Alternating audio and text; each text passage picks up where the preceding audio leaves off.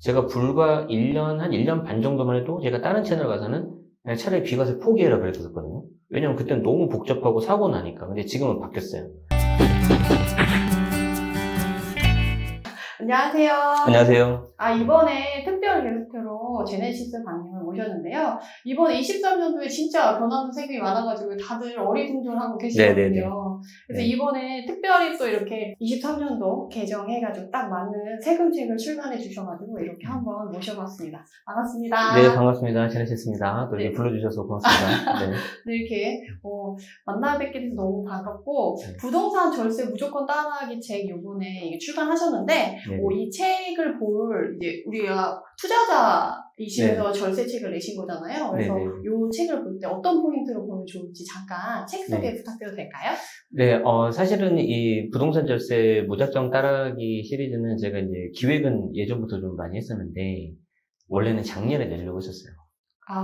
근데 세금책 내시는 분이 다들 그 얘기를 많이 하시더라고요. 그런데 아시겠지만 너무 많이 자주 바뀌고, 우리 특히 작년에 이제 정권이 교체가 됐잖아요.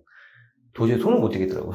내려고 하면 바뀌고 네. 내려고 하면 바뀌고 네. 막 이랬다고 하시더라고요. 그래서 그냥 포기하고 그냥 차라리 23년도에 깔끔하게 냅시다 했는데, 아시겠지만 최근에도 2월달까지 시행령 개정되고 막 그랬었거든요. 그렇죠. 그래가지고 이제 그렇게 해서 우여곡절 끝에 나온 건데, 개인적으로는 굉장히 제가 애착이 많이 가고 있고 많이 신경을 쓴 책이에요. 그리고 저희 이제 감수해주신 이장원 세무사님도 이제 부동산 쪽을 워낙 잘 하시기 때문에 진짜 꼼꼼하게 잘 봐주시더라고요. 그래서 우리 출판사 직원들이 고생 많이 했어요. 그러셨을 것 같아요. 세금이 진짜 어렵더라고요. 네네네. 그래서 양이 굉장히 많고, 그리고 이제 어지간한 내용은 제가 다 담았거든요. 심지어 토지까지, 토지 기본적인 것까지. 그랬는데 거기 보면은 8째 마당이라고 있어요. 8째 마당에 보면은 4개 맞는 절세법. 그러니까 양이 너무 많으니까 여러분들이 딱 보자마자 겁이 난단 말이에요. 근데 여유가 되시는 분들은 당연히 처음부터 끝까지 쭉 보시면 좋은데, 그게 안 되신 분들은 내가 지금 이제 내 집 마련하는데, 아니면 일석이주택자인데 어떤 것만 보면 되는 거지 하면 이제 뒤에 제가 정리를 해놨으니까 아마 이 책은 다른 데서 없는 그런 책일 거다. 그래서 그걸 좀 말씀드리고 싶고, 그리고 이제 셋째 마당. 이게 이제 여러분들 아시겠지만 비과세가 상대적으로 쉬워졌잖아요. 그래서 지금은 비과세를 받을 수 있으면 받아야 된다. 제가 불과 1년, 한 1년 반 정도만 해도 제가 다른 채널 가서는 그냥 차라리 비과세 포기해라 그랬었거든요. 왜냐면 그때는 너무 복잡하고 사고 나니까. 근데 지금은 바뀌었어요. 그렇기 때문에 거기에 대한 내용은 3장, 양도세하고 비과세인데 잘 보시면은 분명히 괜찮을 것 같습니다. 네. 사실 제가 이 책을 네네. 바라보고 나서 네. 제일 느꼈던 게, 이게 세무사님이 낸 거랑 네. 투자를 하시는 분이 네. 투자자한테 필요한 세금을 낸 거랑 목차부터가 다르거든요. 네. 그래서 보고 진짜 이거 일반인이 봐도 좋고 투자자가 봐도 너무 좋은 전략들이 있어가지고 정말 강추하고 싶다는 생각이 저도 많이 들었는데. 고맙습니다. 근데 워낙 네. 좋은 책이니까. 그리고 읽어보니까 진짜 포인트가 되는 부분들이 너무 많더라고요. 그래서 제가 저 스스로한테도 되게 도움이 되는 책이어서 너무 책 내주신 것에 우선 너무 감사드리고. 네. 그리고 제가 사실 이번에 세금과 관련해서 조금 안타까웠던 건 12월에 우리가 발표를 하고 나서 이제 소급 적용 해주겠다, 2월에 법 개정 해주겠다 너무 기다렸거든요. 네네네. 근데 그게 잘 안 됐는데 올해 안에 될 수 있을까요? 이게 아시는 것처럼 이제 원래 2월 달에 추진하려고 했었죠. 근데 지금 벌써 4월이에요. 그러니까요. 뭐 잠깐 이야기는 하고 있다고는 하더라고요. 들리는 소문에 의하면. 그러면 이제 빨리 내면 상반기, 아니면 늦어도 하반기 정도로 뭔가 나올 것 같긴 한데, 저는 약간 절충안으로 되지 않을까. 왜냐하면 정부가 뱉어놓은 말이 있잖아요. 22년 12월 21일부터 소급해서 적용해주겠다. 그래서 뱉어놓은 말이 있기 때문에 그 소급해서 하는 걸로 해가지고 뭔가 조금은 해줄 것 같은데, 정부가 생각하는 게 100이라고 한다면 100 다는 좀 안 되지 않을까. 제 개인적인 생각. 물론 틀릴 수도 있어요. 당연히. 제가 틀리길 바라고.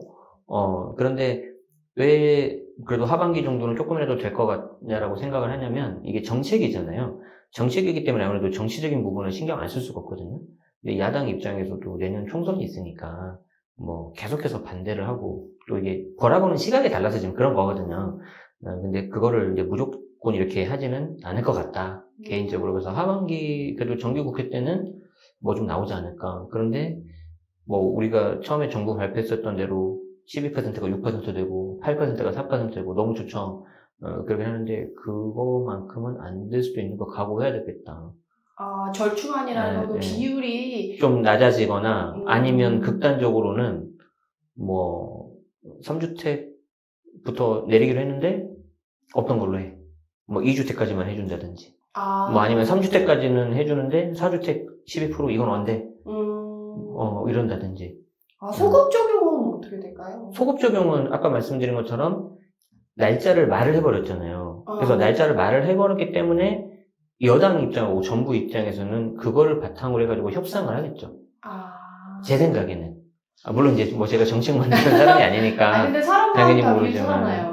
그런데 뭐 우리 입장, 그러니까 제가 드리고 싶은 말씀은 뭐냐면 아주 일부 몇몇 분들은 되게 공격적으로 그 말만 믿고 질렀다는 말도 제가 들었어요. 12% 내고. 너무 성급하시네요. 그리고 이제 어차피 나중에 6% 받을 거니까. 근데 이건 너무 급하신 거지. 뭐 지금 뭐 아시겠지만 좀 분위기가 좋은 상승장이면은 그것도 한번 방법이 될 수도 있고, 뭐 저처럼 12% 내고 그냥 계산해서 그냥 저는 작년에 그렇게 했었거든요. 했는데 제가 잔금을 언제 한지 아세요? 언제 하셨는데? 12월 15일날 했어요. 아, 진짜요? 일주일 있다가 이거 나오고요. 뭐, 저 같은 사람은 해당이 없어요. 그래서 저는 이미 마음을 비웠습니다. 네. 사실 마음을 비우기가 쉽지 않은데. 통장만 계속 비워주고 있어요. 저도 12% 취득세 내고 산 물건들 수익률이 떨어지는 걸 보고 속이 상하거든요, 사실. 뭐 나중에 오르지 않겠습니까? 저는 어차피 목표 보유 기간을 좀 길게 잡았기 때문에 뭐 그냥 저 같은 경우는 그렇게. 근데 그 말도 맞는 것 같아요. 저도 약간 집을 저축하자라는 의미로 저는 생각을 하거든요. 무조건 단타로 사고 팔고. 네, 저도 좀 그거는 좀 싫어합니다. 뭐 너무 극단적으로 하는 그런 거는. 네. 그래서 그런 면에서는 어차피 절대가 싸게 들어간다면 그렇죠. 11%도 나쁘진 않긴 한데 지금 장이 이렇게 좋진 않으니까 공격적으로. 그렇죠. 지금은 절대 무리하실 필요는 없어요. 그러니까요. 그런 면에서 참 속도가 느리니까 충분히 공부하고 준비할 시간이 좀 좋은 것 같아요. 그런 면에서. 네, 맞습니다. 네네네. 너무 시원하게 얘기를 해주셔서 너무 감사드리고 그리고 이번에 2020년으로 공시지가 환원한다라고 했던 공약을 지켜서 뭐 바로 지키진 못했지만 어쨌든 18.6% 이상 하락을 했어요. 그래서 투자자에게는 이 공시 가격에 영향을 미치는 세금인 재산세랑 종부세 부담이 많이 적어져서 이제 투자 환경이 좋아졌다라고 생각할 수가 있는데 우리가 이걸 마냥 좋아해도 되는 상황인지 저는 아닌 것 같아요. 왜 그러냐면 이제 여러분들이 좀 이거를 분리해서 보셔야 되는데 정부가 공시 가격을 되돌리겠다고 한 거는 그 가격 자체를 되돌린다기보다는 이제 우리가 시가가 있잖아요. 그리고 공시 가격이 있잖아요. 이게 이율이 보통 막 70%, 60% 정도 하잖아요. 그렇죠. 근데 이제 지난 정부에서는 그거를 90%까지 끌어올리려고 했었단 말이에요. 근데 지금 정부는 그 로드맵이 너무 과하다 해서 23년 올해 같은 경우에는 거기에 맞춘 원래 있었던 정부 로드맵에서 좀 낮추겠다. 그래서 그거를 지킨 거였고, 그리고 이제 18.6%까지 떨어진 거는 엄밀히 말하면 작년 집값이 떨어져서 그런 거예요. 그건 또 그렇게 생각할 수 있겠네요. 그러니까 그 두 개가 맞물린 거죠. 그러면 집값이 떨어져서 보유세가 낮아진 거잖아요. 한편으로는 기분이 좋기도 하지만 한편으로는 이게 나의 자산이 쪼그라드는 걸 보는 순간 좀 별로 이렇게 그런 거죠. 근데 이제 중요한 건 뭐냐면 단순히 내가 세금을 적게 냈다, 많이 낸다, 뭐 이게 중요한 게 아니라, 그럼 내가 이제 보유세를 이제 내가 어떻게 보면 버틸 수 있는 분들이 생기시는 거잖아요. 그렇죠. 그러면 이제 여기에 대해서 내가 보유 전략, 매도 전략이 달라져야 되는 거예요. 그래서 저 같은 경우도 이제 임대주택 등록했던 게 다 말소돼가지고 작년에 이제 종부세 폭탄을 맞았단 말이죠. 물론 예상을 했어요. 예상은 하고 이렇게 맞았는데 이제 그 맞은 것을 그 맛을 지금 제가 알고 있잖아요. 왜냐면 아직 할부값이 안 끝났으니까 이제 그 맛을 알고 있는데 거기서 이제 18% 정도 떨어지고 또 공제금액도 올라가기 때문에 더 떨어질 거란 말이에요. 그러면 그 매운맛이 약간 순한 맛이 되겠죠. 그렇죠. 그러면 이제 저 같은 경우는 이제 계산해 보는 거예요. 그럼 내가 매운맛을 피하기 위해서 요 가격에 급매로 팔려고 했는데 일부 몇몇 물건들을 굳이 내가 이걸 팔아야 될까 이 가격에? 한 바퀴 더 돌릴까? 차라리? 아니면 이참에 차라리 반전세로 바꿔버릴까? 왜냐면 이제 물론 저 같은 경우는 이제 물건이 워낙 시세를 저는 좀 전세를 좀 낮게 줘요. 임대주택이고 하니까. 그러니까 여러분들 막 역전세 요즘 막 힘들잖아요. 저는 상대적으로 좀 이렇게 괜찮은 편이고 상대적으로 물론 다 좋은 건 아니지만 그래서 이제 조금 약간 이제 그런 식으로 여유를 갖고 생각해 볼 수가 있는 거죠. 그래서 처분해야 되는 거 아니면은 가지고 있으면 나중에 회복될 거, 이걸 반드시 구분하셔야 돼요. 그러면 네. 포인트로, 지금 그래도 네. 급하게 팔 거, 아니면 오래 보유했을 때 괜찮은 것들은 좀 그렇죠. 놔두자는 거죠. 그렇죠. 이미 역할이 끝났고 상승 여력이 없으면 잘 아시겠지만 이제 적당하게 정리해야죠. 그런데 전반적인 장이 지금 안 좋아서 가격이 눌린 거라면은 이거 가지고 있는 게 나올 수 있겠는데 보유세도 줄어들었으니까 이렇게 생각할 수 있고, 오히려 이때 자산가분들은 뭘 하냐면 적극적으로 증여를 하죠. 싸졌으니까. 그렇죠. 그런데 이제 문제가 뭐냐면 증여를 받아줄 애가 없거나 뭐 애가 너무 어리거나 뭐 이런 거 방법이 없어요. 그냥 가지고 있는 것밖에 없어요.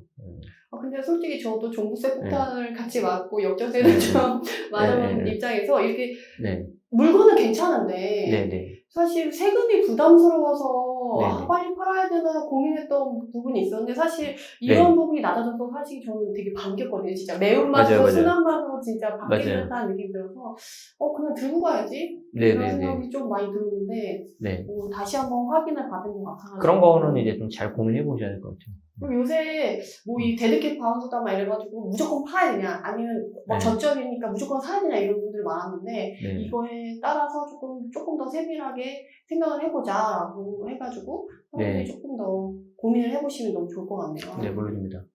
그럼 영상을 이만 마치도록 하고요. 해당 영상이 도움이 되셨다면 구독, 좋아요로 응원 부탁드립니다. 감사합니다.